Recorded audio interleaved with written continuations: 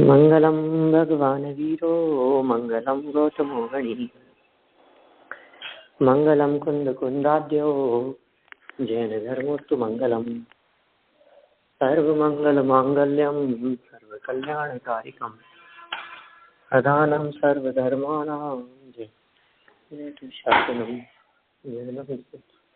शासनम।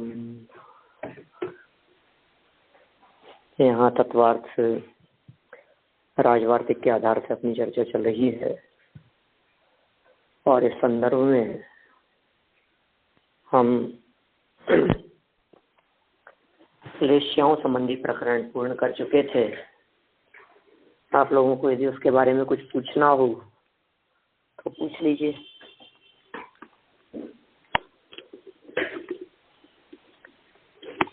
है कुछ पूछने का विषय? पंडित जी, लेशिया में भी तारतम्यता तो होगी ना, सभी लेशियाओं में भी? हाँ, लेशिया के परिणामों में तारतम्यता तो होती है ना। उसी तारतम्यता के कारण असंख्यात लोक प्रमाण भेद पड़ते हैं। परिणामों के स्तर असंख्यात प्रकार के हो जाते हैं।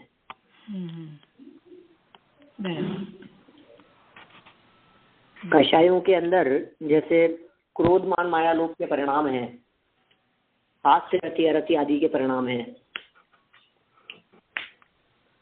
अब ये जो भी परिणाम होंगे ये सब तीव्रता से मंदता और मंदता से तीव्रता रूप से बदलते रहते हैं और इनके बदलने में ये लेशिया के परिणाम निमित्त बनते हैं। तारतम्य रूप बहुत प्रकार के भेद प्रभेद पड़ते हैं इनमें। उसी के आधार पर गति नाम कर्म, आयु कर्म, इन सब कर्मों का बंधन भी उसी से के ऊपर डिपेंड करता है।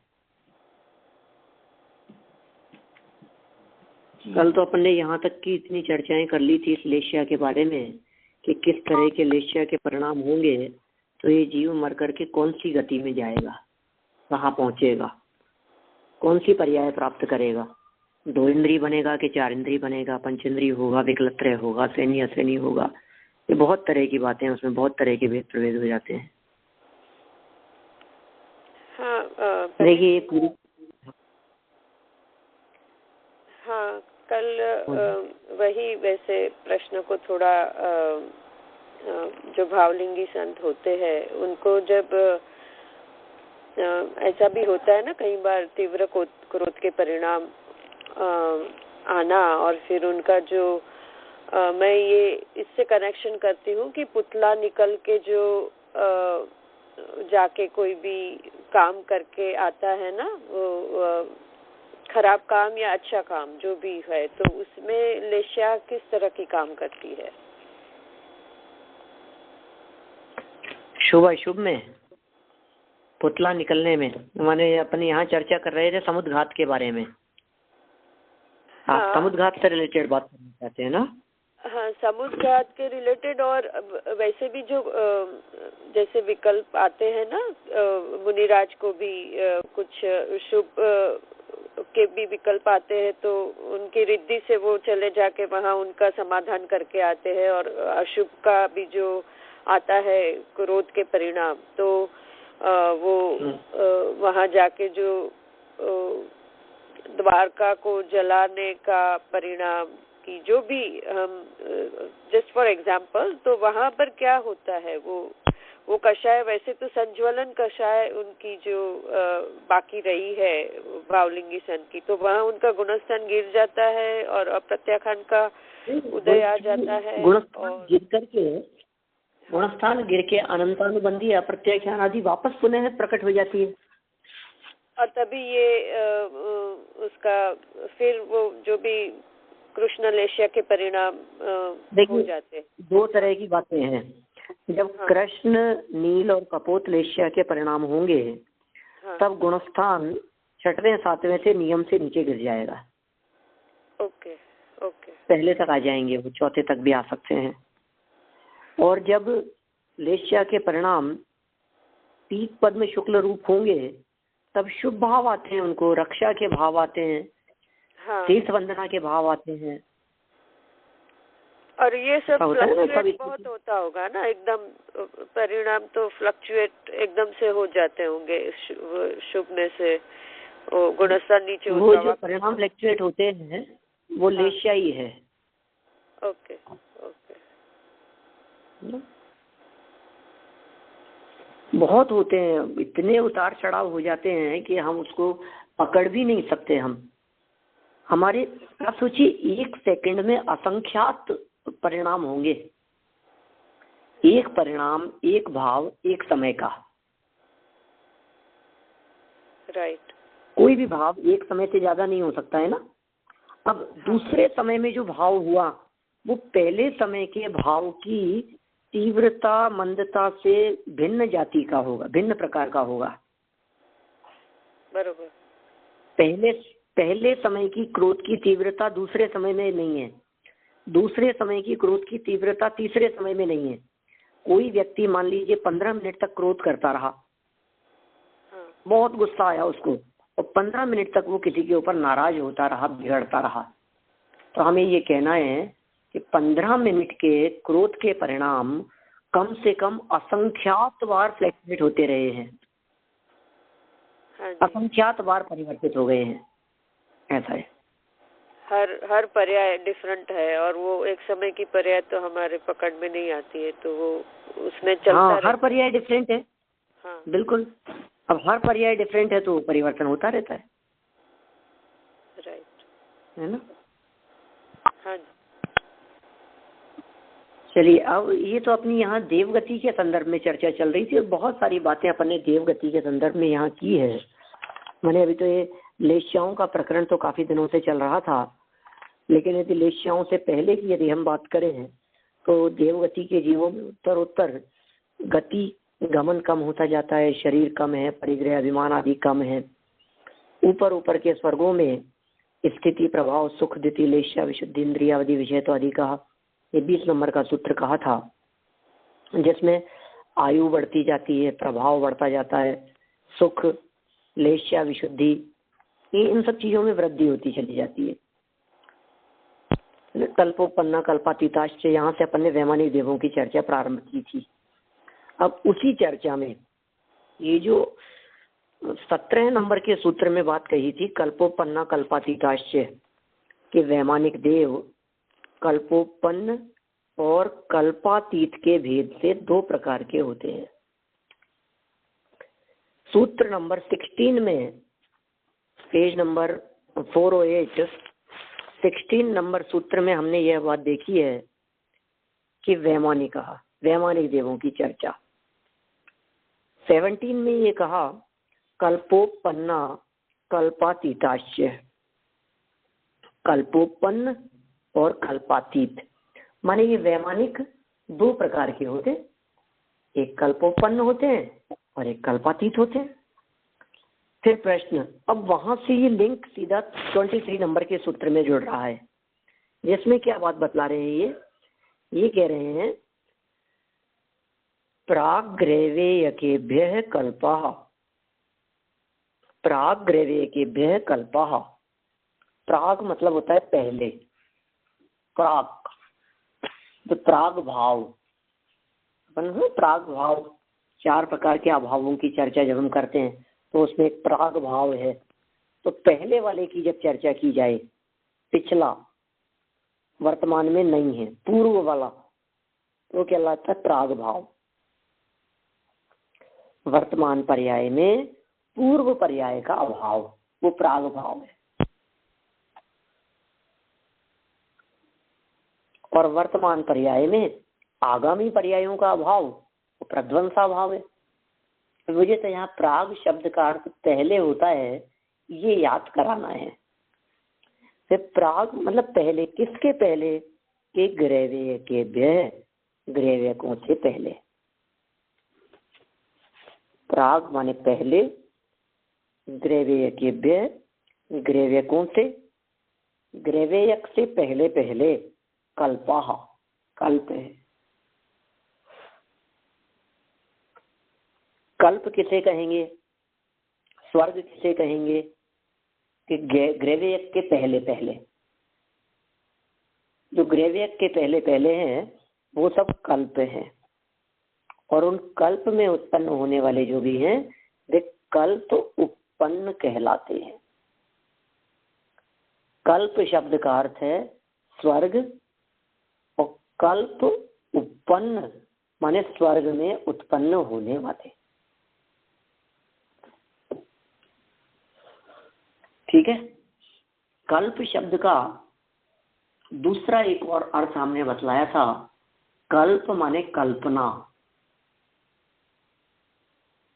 परिकल्पना, कल्प, कल्प वृक्ष। कल्प, कल्प क्या चीज है कि जिन जगहों पर, जिन क्षेत्रों में, जिन स्थानों में इंद्र, सामानिक, त्रायस्त्रेश, पारिषद, आत्मरक्ष, लोकपाल, अनीक, प्रकीर्णक, अभियोग्य, किल्विषिक, इस तरह के भेदों की कल्पना की जाए, ऐसे भेद देखे जाएं, उनकी जहां परिकल्पना हो उसका नाम है कल्प। वहां तक के क्षेत्र को हम कल्प कहते हैं।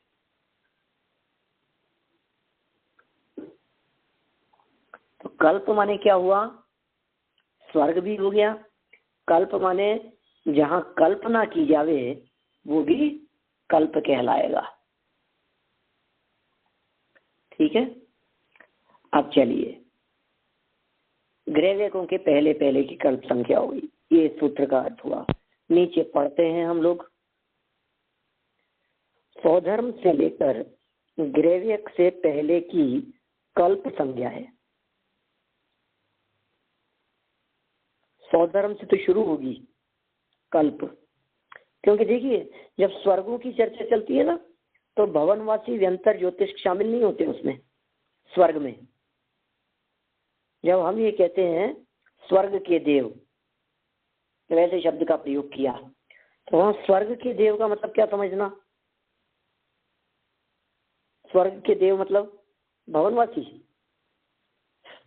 नहीं, वैमानिक। भवनवासी स्वर्ग के देव नहीं है, ज्योतिष भी स्वर्ग के देव नहीं है, व्यंतर भी स्वर्ग के देव नहीं है, सिर्फ और सिर्फ वैमानिक। सिर्फ वैमानिकों के लिए ही स्वर्ग के देव शब्द का प्रयोग किया जाएगा। या फिर हमने ऐसा कहा एक व्यक्ति मर के स्वर्ग में चला गया, तो आप क्या समझेंगे? स्वर्ग में चला गया माने वैमानिकों में उत्पन्न हुआ। और जब हम ऐसा प्रयोग करते हैं कि एक व्यक्ति मर के देवगति में गया, तो उसका अर्थ क्या समझना? भवनवासी, व्यंतर, ज्योतिष, वैमानिक कुछ भी हो सकता है। देवास, शत्रु, निकाया। माने जब प्रयोग देवगति के रूप में किया जाता है, जब शब्द में, वाक्य में देवगति शब्द का प्रयोग किया जाता है, तो आप अपने आप समझ लीजिए कि चारों प्रकार के देवों में से कहीं ना कहीं वो है देवगति। ठीक है। और जब स्वर्ग शब्द का प्रयोग किया जाता है तो उसका अर्थ होता है सिर्फ और सिर्फ वैमानिक। ये मैंने दो शब्द आपको विशिष्ट बतलाए हैं, स्वर्ग में और वैमानिकों में अंतर नहीं, स्वर्ग में और देवगति में अंतर है ना। चलिए, यदि तोधर्म आदि के बाद ही यह सूत्र रचा जाता तो स्थिति प्रभाव आदि, वो जो तीन सूत्र दिए थे ना वहां, उनका संबंध भी कल्प विमानों से ही होता, जबकि इनका विमान पूरे देवलोक के लिए है। तो बहुत सुंदर बात आ गई है यहाँ। कोई व्यक्ति ऐसी बात कह सकता है कि साहब प्राग दैवेक्य कल्पा, इस सूत्र का प्रयोग, ये सब जो वर्णन आया है कुछ सूत्र, इनके पहले हो जाना चाहिए था, वहीं हो जाता। स्थिति प्रभाव सुख दिति लेश्या विशुद्धि इंद्रियावधि विषय तो अधिका, गति शरीर परिग्रह अभिमान तो हीना, वहीं हो जाती चर्चा। आप इतना बाद में लेकर के आए प्राग्रह के विकल्पा, नहीं, वहां देने से एक समस्या थी कि ये जो कल्प संज्ञा है, इसमें तो दिक्कत नहीं आती, लेकिन फिर स्थिति प्रभाव आदि की चर्चा कल्प तक ही सीमित होकर के रह जाती, क्योंकि ऊपर ऊपर के स्वर्गों में, ऊपर ऊपर के विमानों में देवगति के जीवों की आयु बढ़ रही है। तो वो सिर्फ 16 स्वर्ग तक ही नहीं है, ग्रैविक में भी प्रत्येक ग्रैविक में आयु की वृद्धि होती जा रही है। 9 अनुदिशों में भी यही क्रम चलता जा रहा है, अनुत्तरों में भी सर्वर सिद्धि तक क्रमशः प्रत्येक विमान में आयु क्रम की वृद्धि होती चली जा रही है। इसलिए ये बात प्राग्रव्य के भय इनके लिए लागू नहीं होगी। देखिए क्या बात कही, यदि सौधर्म आदि के बाद ही यह सूत्र रचा जाता तो स्थिति प्रभाव आदि 3 सूत्रों का संबंध भी कल्प विमानों से ही होता, जबकि इनका विधान पूरे देवलोक के लिए है। देखिए फिर आगे, कल्पों से अतिरिक्त ग्रैवेयक आदि कल्पातीत हैं। देखिए आप, कल्पों से अतिरिक्त क्या है? ग्रैवेयक आदि, वो सब कल्पातीत है। माने 9 ग्रैवेयक कल्प नहीं है, कल्पातीत कहलाते हैं।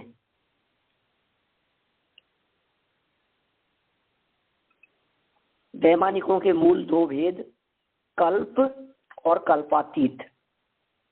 कल्प 16 स्वर्ग तक और कल्पातीत 16 स्वर्ग से ऊपर वाले, माने ग्रैवेयक, अनुदिश, अनुत्तर, वो सब कहलाते हैं कल्पातीत। कल्पों से अतिरिक्त ग्रैवेयक आदि वे कल्पातीत हैं। भवनवासी आदि को कल्पातीत इसलिए नहीं कहा जा सकता क्योंकि यहाँ ऊपरी ऊपरी का अनुवर्तन होता है। क्या कह रहे हैं? बहुत सुंदर बात कह दी। यहाँ जो जो कल्प नहीं है उन सबको कल्पातीत कहो ना। आपने कल्प शब्द की व्याख्या करके कह दिया कि पहले स्वर्ग से लेकर, सौधर्म स्वर्ग से लेकर ग्रैवेयकों के पहले पहले तक कल्प हैं, कल्पोत्पन्न है, वे सब कल्प उत्पन्न है। तो फिर कल्पातीत संज्ञा किसके लिए होगी ये बताओ? कल्पातीत कौन कहलाएगा? जो कल्प नहीं है वो सब कल्पातीत है।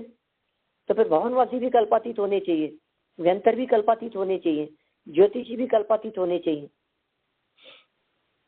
मैं कह रहे हैं भवनवासी आदि को कल्पातीत इसलिए नहीं कहा जा सकता क्योंकि यहाँ ऊपरी ऊपरी का अनुवर्तन होता है, पुनरावृत्ति होती है, जिससे स्पष्ट ज्ञात होता है कि कल्प से ऊपर ऊपर कल्पातीत है। कल्पातीत अहमिंद्र।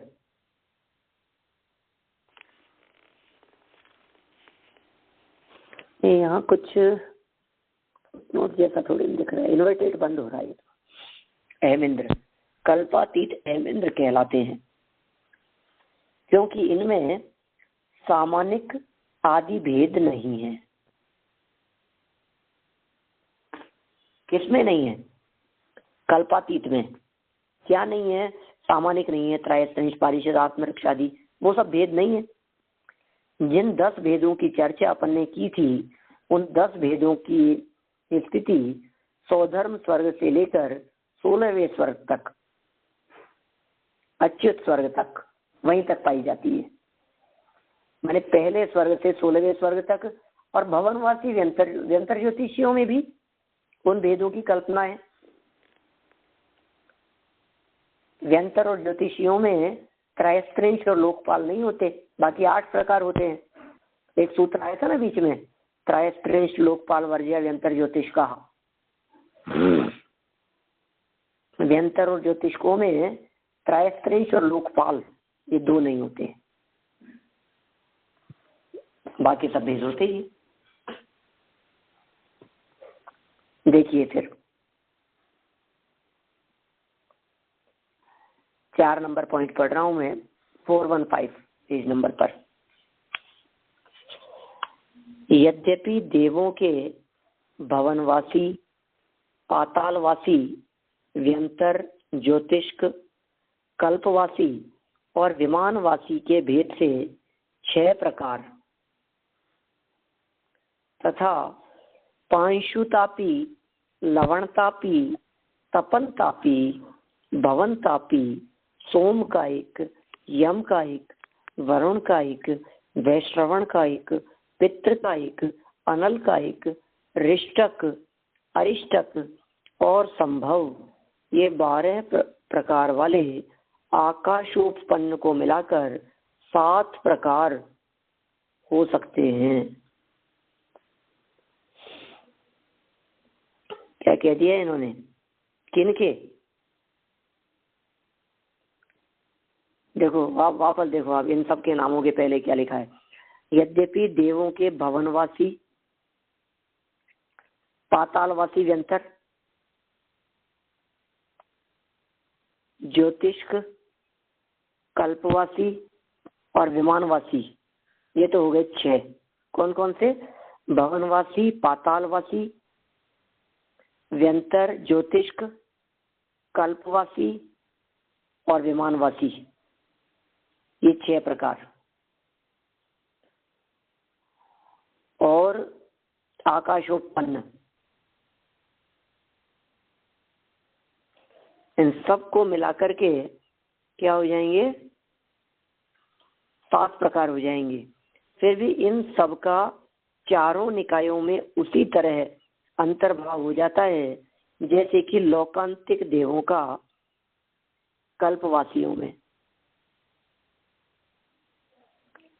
देखो ये जो 7 प्रकार इन्होंने कह दिए है ना, इन 7 प्रकारों का इन सभी में अंतर्भाव हो जाता है।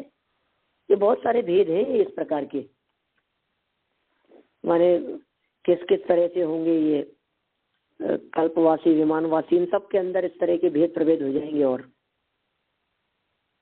अब जैसे मान लो लोकांतिक की चर्चा चलती है तो कोई व्यक्ति एकदम पूछता है कि लोकांतिक कहाँ है, ये कौन है ये, तो अपन बतला देते हैं कि भाई लोकांतिक जो है कल्पवासियों का एक प्रकार है, स्वर्ग का एक प्रकार है, कल्पोपन्न जीवों में है, पंचम स्वर्ग में है।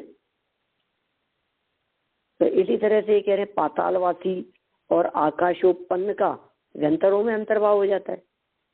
पातालवासी और आकाशोपन्न जीवों को व्यंतर कह सकते हैं व्यंतरों में, और कल्पवासियों का वैमानिकों में अंतर्भाव हो जाता है। अतः 4 से अतिरिक्त निकाय नहीं है। ये बीच में एक छोटा सा प्रश्न उठा दिया कि साहब आपने देवों को 4 ही प्रकारों के अंदर विभाजित किया है, देव को 5 प्रकार के, 6-7 प्रकार के, अलग अलग प्रकार के कह देते तो आपका क्या बिगड़ जाता? नहीं समझ में? एक भवनवासी है और विमानवासी, दोनों में क्या फर्क है? वही सेम ही है ना, कल्पवासी वो बस थोड़ा सा फर्क होगा। कल्पवासी जो हैं वो तो सिर्फ स्वर्ग वाले ही हैं, 16 स्वर्ग तक, और वैमानिक जो हैं ये वैमानिक तो और बड़ा एक क्षेत्र है। वैमानिकों में तो ग्रेवे का अनुदिशान उत्तर भी आते हैं, है ना। तो कल्पवासियों का अंतर्भाव हो जाता है वैमानिकों में।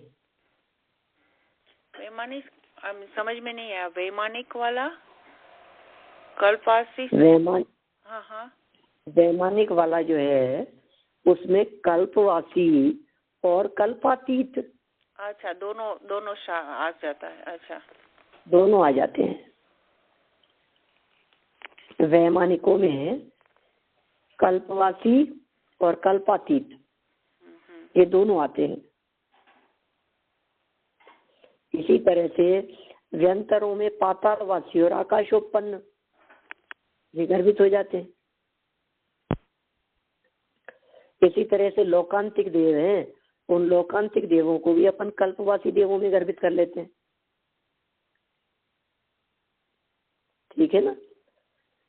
मैंने ऐसा कहना चाह रहे हैं कि आपने इस अध्याय का पहला सूत्र जो देवास चतुर्निकाय कहा था, जिसमें भवनवासी, व्यंतर, ज्योतिष्क और वैमानिक 4 प्रकार के भेद बतलाए थे, हमें ऐसा लगता है कि देवों के 4 प्रकार नहीं, देवों के 7 प्रकार होने चाहिए।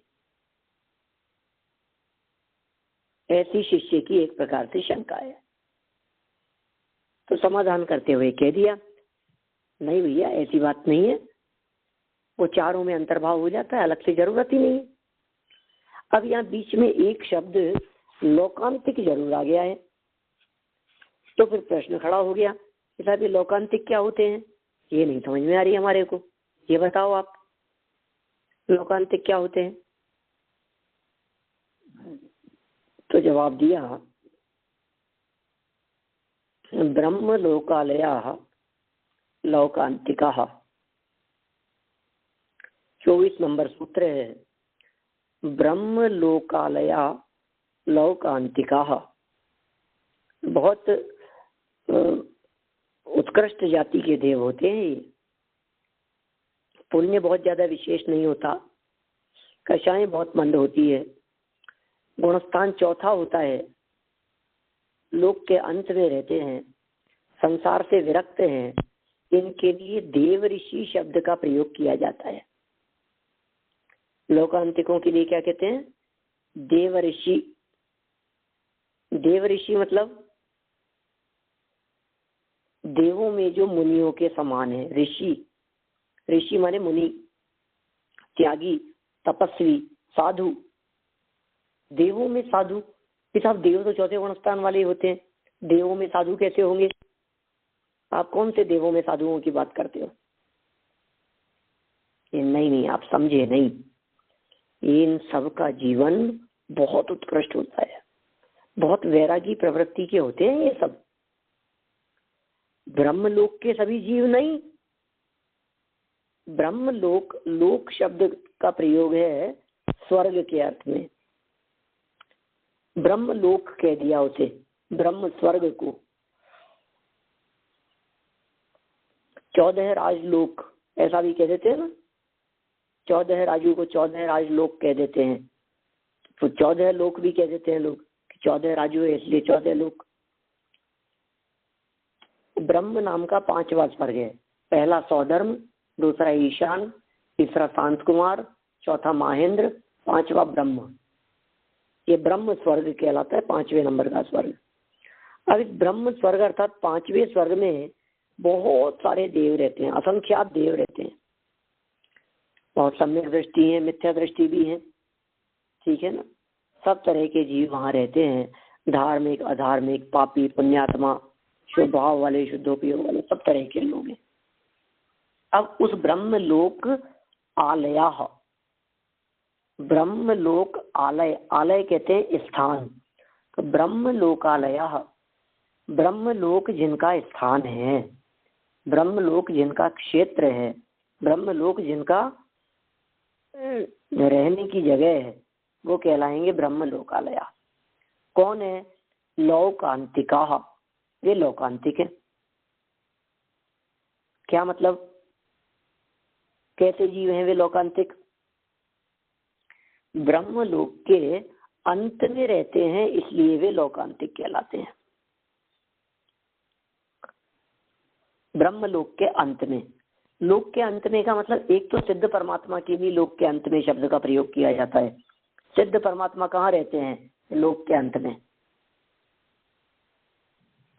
माने ऊर्ध्व, ऊपर की तरफ देखें तो लोक का अंत जहां है वो तो हो जाएगी सिद्ध परमात्मा की दशा।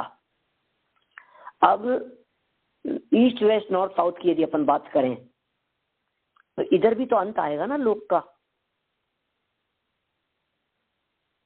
लेफ्ट राइट फ्रंट बैक भी तो अंत आएगा ना, एंड कहीं तो होगा लोक का। तो इस तरह से पूर्व पश्चिम उत्तर दक्षिण ईशान अग्नि नैऋत्य वायव्य, इन दिशाओं में जो लोक के अंत में रहते हों वे कहलाएंगे लोकांतिक। लोकांतिक, लोक अंत, लोकांतिक, ब्रह्म लोकालया लोकांतिका।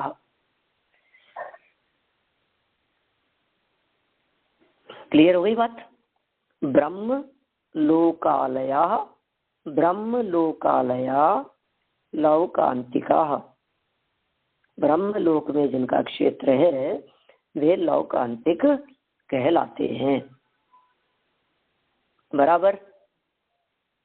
बढ़े आगे अपन, सूत्र का अर्थ क्लियर हो गया। एक भवावतारी होते हैं सब, सब अगले भाव में नहीं होते, ऐसा बताया आपने? हाँ जी, सब लोग सम्यक दृष्टि होते, सम लोकांतिक देव, आपने ऐसा बताया? हाँ, सभी लोकांतिक देव, सभी ब्रह्म स्वर्ग के नहीं, सभी लोकांतिक। हाँ, सभी लोकांतिक, बराबर है। सभी देखिए, 5वें स्वर्ग में लोकांतिक देव रहते हैं, लेकिन 5वें स्वर्ग के सभी लोकांतिक नहीं है। समझ में आई बात? हाँ हाँ, उसमें तो सब बताया आपने, मिथ्या दृष्टि भी है, धार्मिक अधार्मिक सब हाँ, रहता है उसमें जो अपने के, लेकिन उसमें कुछ विशिष्ट लोग हैं ऐसे।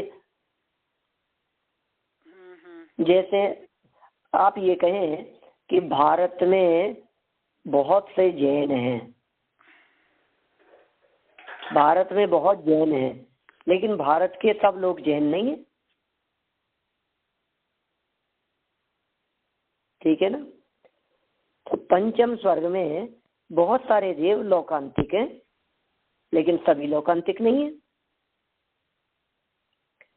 ये देव लोग लोकांतिक जिनका नाम है, ये लोग तीर्थंकर परमात्मा के दीक्षा कल्याण के प्रसंग पर ही स्वर्ग से उतर करके आते हैं, उससे पहले भी नहीं, उसके बाद में भी नहीं, सिर्फ दीक्षा कल्याण के प्रसंग पर ही आते हैं। आगे पीछे का इनका किसी प्रकार का कोई चक्कर नहीं आने जाने का। बोलो, सामर्थ्य है, शक्ति भी है, और वहां से स्वर्ग से कहीं भी गमन कर सकते हैं, कोई रोक टोक नहीं है, किसी प्रकार की कोई बाधा नहीं है, कोई समस्या नहीं है, लेकिन भाव ही नहीं आता। इतना बड़ा जुलूस का आयोजन, इतनी बड़ी रात्रि ठाट बाट से निकली हुई उनकी सवारी, जन्म कल्याण की सवारी, सुमेरु पर्वत पर ले जाएंगे, ऐरावत हाथी पर बैठा करके, नाचते गाजते बाजे बजाते हुए, ढोल नगाड़ों सहित। अरे हमारी छोटी सी शोभा यात्रा निकलती है तो कितनी धूमधाम से, उसके अंदर कितने तरह के हाथी भी बुला लेते हैं हम, घोड़े भी बुला लेते हैं, बग्गियां लगा लेते हैं, बैंड बाजे होते हैं 2-3 तरह के, नाचने वाले होते हैं, सबका ड्रेस कोड होता है, कितना सजाते हैं हम अपने छोटे से जुलूस को। आप सोच लीजिए, बस वही बात हम कहना चाहते हैं, देवों का जुलूस कितना अद्भुत होता होगा, लेकिन उस अद्भुत जुलूस को भी देखने का परिणाम लोकांतिक देवों के मन में नहीं आता। विरक्त हो गए हैं, वैरागी परिणामों वाले हैं ना, तो राग रंग की चीजों से दूर रहते हैं, या प्रपंचों से दूर रहते हैं। राग रंग और प्रपंचों से दूर हो गए तो फिर उनको नाच गाना पसंद नहीं आता, तो फिर क्या चीज पसंद आती है?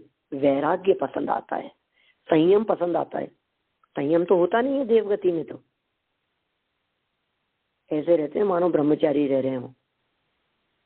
देवगति में भी देवांगनाओं से शून्य, अस्पर्शित, अछूते, भोग का परिणाम जिनके मन में नहीं आता। तीर्थंकर परमात्मा को जैसे ही दीक्षा का भाव आया, ऐसा मन में आया, अरे संसार शरीर भोगों से विरक्ति सी लग रही है, ये संसार बहुत आसार है। अब उनके उन परिणामों की अनुमोदना करने के लिए दीक्षा कल्याण के पहले पहले ही लोकांतिक देव उतर करके आते हैं, तुरंत, मानो भी इन बातों की प्रतीक्षा ही कर रहे हो कि उन तीर्थंकर बनने वाले जीवों का कब भाव लगेगा, कब भाव बदलेगा, वे कब दीक्षा लेंगे। और उस परीक्षा में जैसे ही उनको पता लगा, उस प्रतीक्षा में वो पता लगते ही वहां से दौड़ते हुए आ गए तुरंत, और आकर के कहते हैं, ये धन्य है जीव, धन्य है तीर्थंकर परमात्मा, आप धन्य हैं, आपकी जय हो, आपके वैराग्य की जय हो, हम आपके वैराग्य परिणामों की अनुमोदना करते हैं, हम प्रशंसा करते हैं, ऐसा उत्तम परिणाम आपके हृदय में आया है।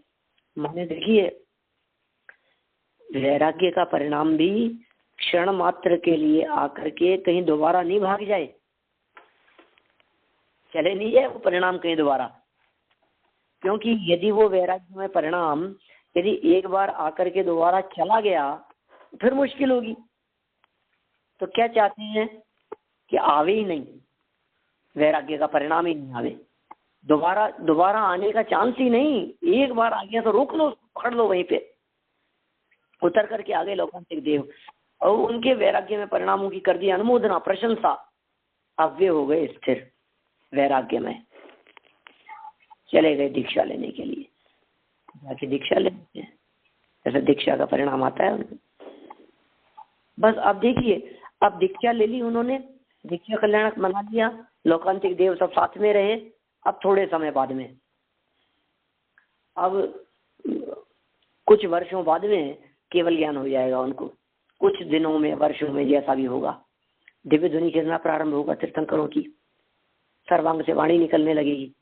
फिर आएंगे कि नहीं लोकांतिक देव दिव्य ध्वनि सुनने के लिए? नहीं आते। बोलो आप, अब दिव्य ध्वनि सुनने के लिए भी नहीं आ रहे, तो मोक्ष हो जाता है तब भी नहीं आते, समोशरण लगा होता है तब भी नहीं आते। तीर्थंकरों के गर्भ कल्याणक में नहीं आवे, जन्म कल्याणक में नहीं आवे, केवल ज्ञान कल्याणक बनाने के लिए नहीं आवे, मोक्ष कल्याणक के लिए भी नहीं आवे। वैरागी जीवों को तो वैराग्य ही भाता है, वैरागी जीवों को तो वैराग्य ही पसंद आता है। क्या बहुत वैराग्य पसंद करते हैं, और जैसे ही वैरागी की चर्चा हुई उतर करके आ जाते हैं। ठीक है, लोक के अंत का अर्थ समझ में आ गया, कहाँ रहते हैं। इनके भी लोक का अंत हो गया है, इसलिए लोकांतिक संज्ञा को सार्थक करते हैं। पूज्यपाद स्वामी ने तो इस तरह की इनकी व्युत्पत्ति और व्याख्या लिखी है कि ये लोग अपने लोकांतिक नाम को सार्थक करते हैं। कैसे सार्थक करते हैं?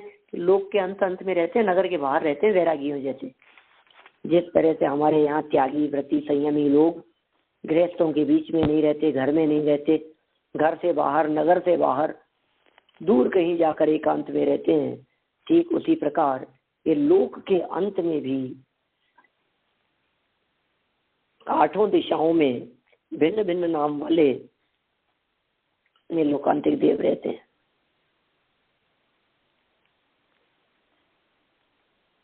यद्यपि इनकी संख्या 8 के अतिरिक्त 24 भी कही गई है।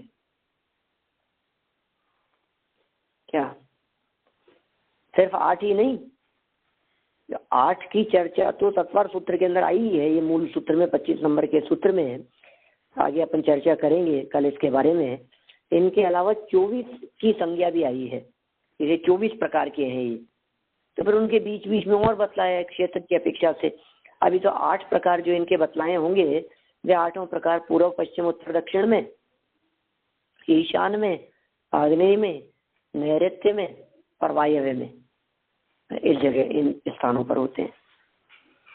मैं इसकी टीका पढ़ता हूँ, देखें सूत्र की 24 नंबर का सूत्र याद हो गया होगा आप लोगों को।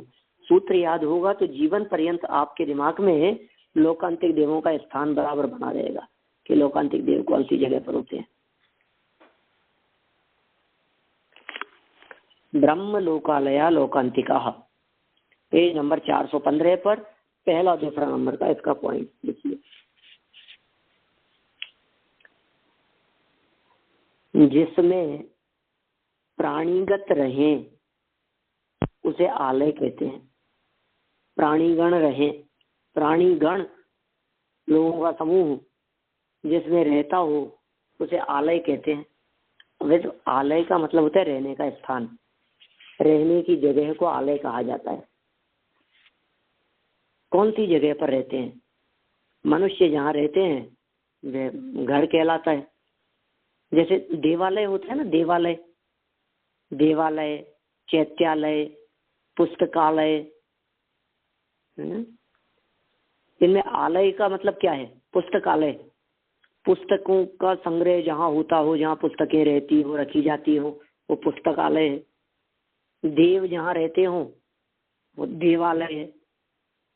चैत्य माने होता है प्रतिमा, तो चैत्य जहाँ हो उसका नाम चैत्यालय है ना।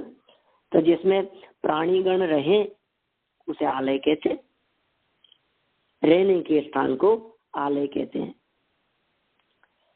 लोकांतिकों का आलय ब्रह्मलोक है।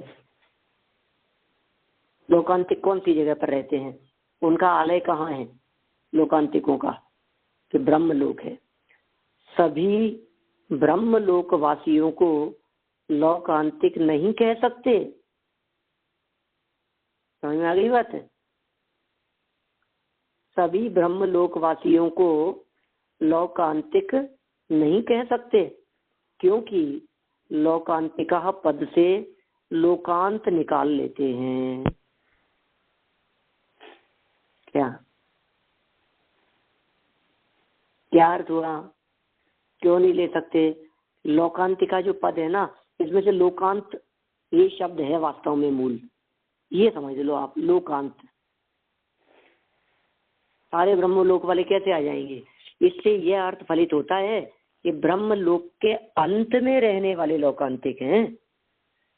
ब्रह्मलोक के सभी नहीं, जो ब्रह्मलोक के अंत में रहते हो।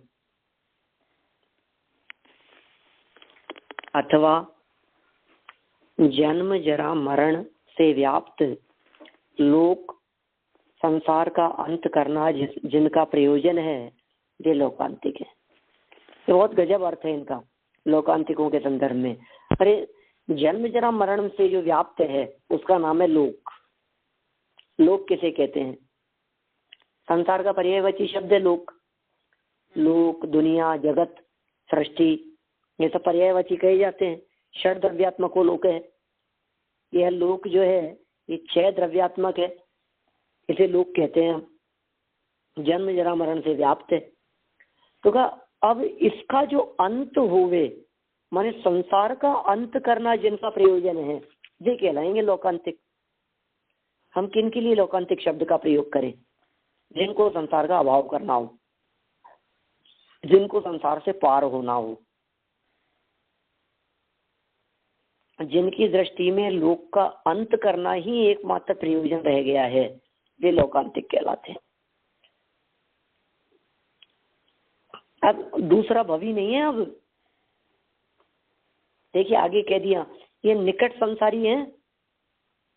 अब इनके कोई आगे चांस ही नहीं है किसी भी प्रकार का कि साहब कोई तो भव होगा आगे। आगे भवी नहीं है भाई साहब। वहां से मरेंगे, मनुष्य बनेंगे और मनुष्य बनकर दीक्षा लेंगे, संयम अंगीकार करेंगे और महाव्रती संयमी होकर अपने स्वरूप में लीन होकर नियम से मोक्ष जाएंगे। माने हम यहाँ बैठे बैठे ब्रह्म लोक में रहने वाले सर्व लोकांतिक देवों का फ्यूचर बतला सकते हैं। आगे साहब आप उनका फ्यूचर कैसे बता सकते हैं? हमें पता है उनका फ्यूचर कैसा है। बहुत सारे लोगों का फ्यूचर मालूम है हमारे को। समस्त भोग भूमियों का फ्यूचर देवगति की प्राप्ति है।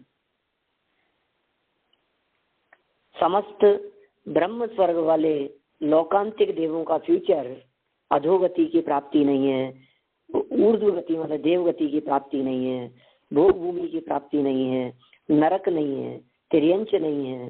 सर्व लोकांतिक देवों का भविष्य मनुष्य गति की प्राप्ति करना है अगले भाव में। और इतना ही नहीं, मनुष्य गति की प्राप्ति करके वहां से निर्वाण की प्राप्ति कर लेना है।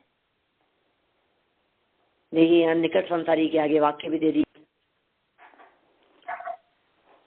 वहां से च्युत होकर, वहां बोले तो वहां मतलब स्वर्ग से, पांचवा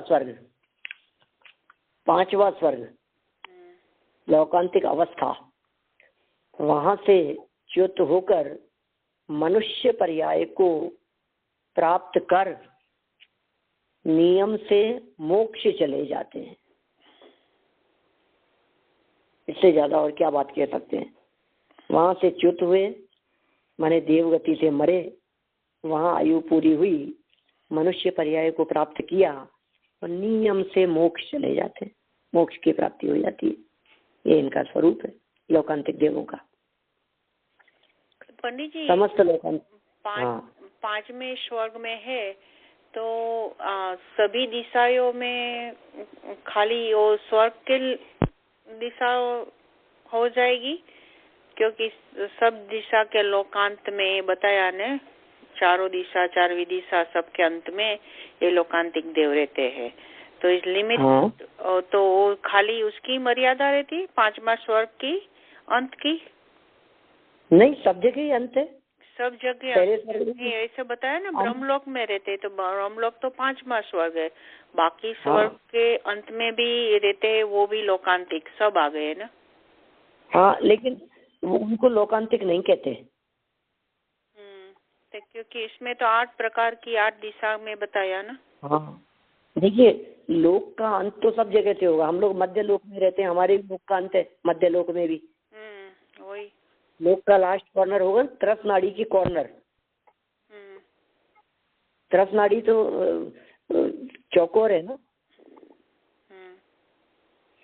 स्क्वायर है वो तो तरस नाड़ी तो उस तरस नाड़ी के अंदर ही ब्रह्मलोक भी है, ऊपर जाकर के उसमें चारों तरफ 8 दिशाओं में। तो लोक का अंत तो सब जगह से होगा, लेकिन 5वें स्वर्ग में जो अंत है वहाँ लोकांतिक रहते हैं। उन देवों का एक भवावतारीपना आगम में बतलाया गया है, वे अगले भाव से मोक्ष जाने वाले होते हैं, ऐसा है। तो खाली ब्रह्मलोक के अंत की बात है ना सब। बिल्कुल 8 दिशा। बिल्कुल। अभी ये 8 दिशाएं जो है, उनमें कौन सी दिशा में कौन से लोकांतिक रहते हैं, उसकी चर्चा इन्होंने आगे वाले सूत्र में की है। कल अपन इस चर्चा को आगे बढ़ाएंगे। आज की बात को तो हम यहीं विराम देते हैं जी। और हाँ पंडित जी, वो लोकांतिक देवों का आयु 8 सागर की होती है और सर्वात सिद्धि के 33 सागर, और दोनों नेक्स्ट उसमें नियम से मोक्ष है, करेक्ट? हाँ, नहीं, और भी बहुत सारे हैं इनके अलावा भी। एक भवावतारी जीवों में जैसे सौदर्म इंद्र की इंद्राणी है। हाँ, राइट। शची, और भी लोकपाल हैं उसके, समस्त दक्षिण इंद्र हैं, ये सब एक भवावतारी होते हैं, है ना। तो उम्र से तो अपन उसको नहीं जोड़ सकते। लोकांतिक वालों की आयु आगे 8 सागर बतलाई है, करेंगे उसकी बात। हाँ, चलिए, निर्वाणी या वाणी के ज्ञान ते सूझे लोकालोक, सो वाणी मस्तक नमो सदा देत हूँ रोक, सदा देत हूँ रोक।